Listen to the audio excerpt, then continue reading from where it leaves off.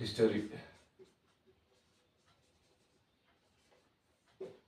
అంటే చరిత్ర, తెలుగులో అయితే చరిత్ర. ఓకే, చరిత్ర. సో హిస్టరీ అంటే మనకు హిస్టరీ అనే వర్డ్ గ్రీకు పదం నుంచి పుట్టింది. ఓకే, హిస్టరీ అనే వర్డ్,